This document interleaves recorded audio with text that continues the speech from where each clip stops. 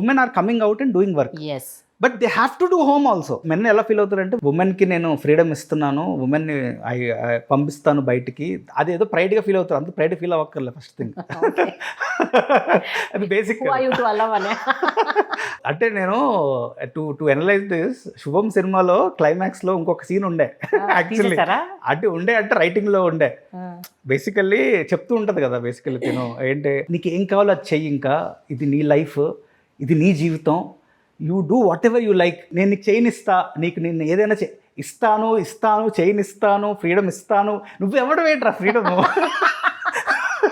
అలా basic contest కదా.